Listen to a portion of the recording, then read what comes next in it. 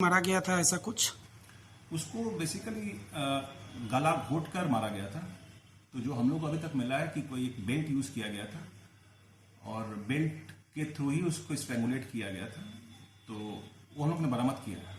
7 वाले दिन में सर? नहीं, हमारा पास मिसिंग डायरी जो आया था वो 8 तारीख को दोपहर में आया था 1:30 बजे कि 7 तारीख को शाम से लड़का मिसिंग है।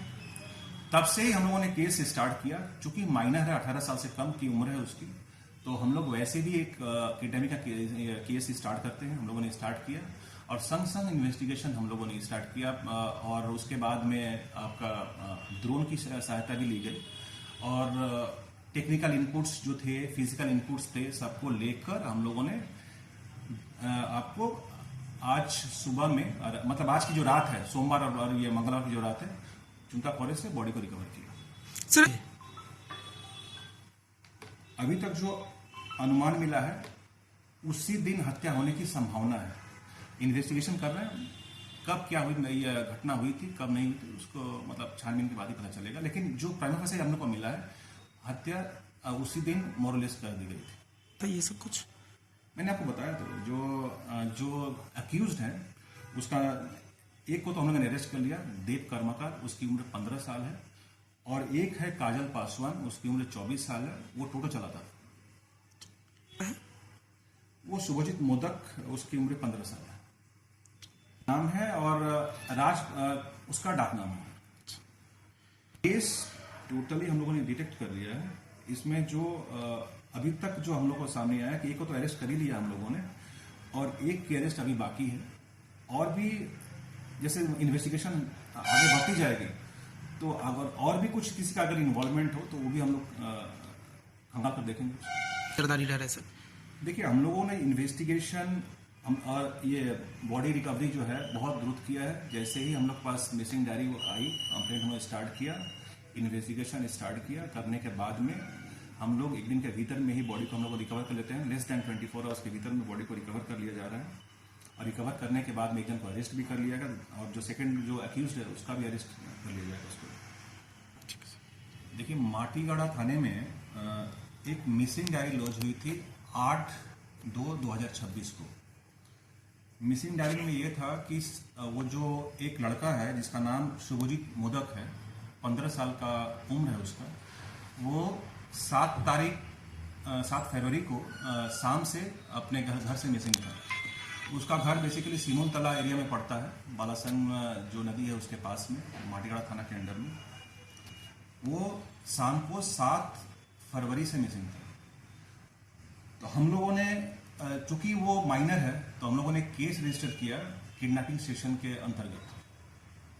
उसके बाद में हम लोगों ने इन्वेस्टिगेशन स्टार्ट किया। During the course of investigation हम लोगों ने फिजिकल इनपुट्स और टेक्नोलॉजिकल जो इनपुट्स है उसका मदद लिया।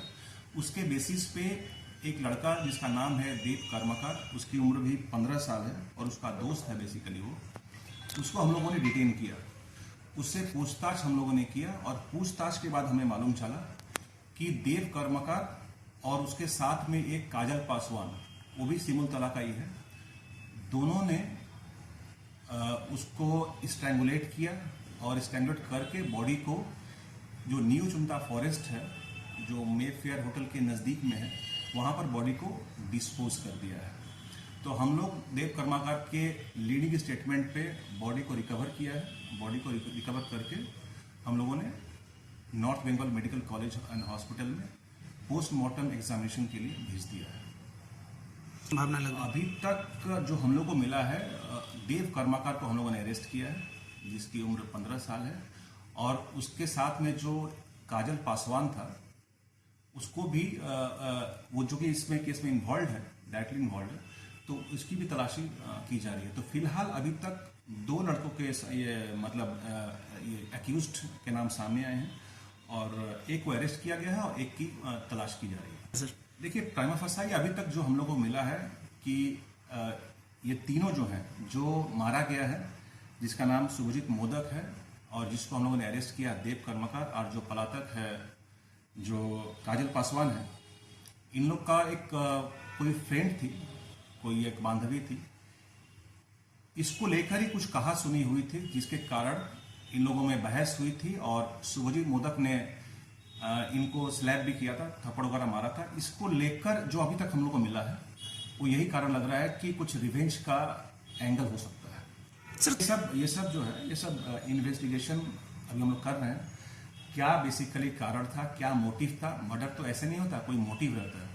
तो प्रमा फसाई यही अभी तक मोटिव मिला है और बाकी इन्वेस्टिगेशन अभी जस्ट हम लोगों ने उसको अरेस्ट किया है, पूछताछ करेंगे।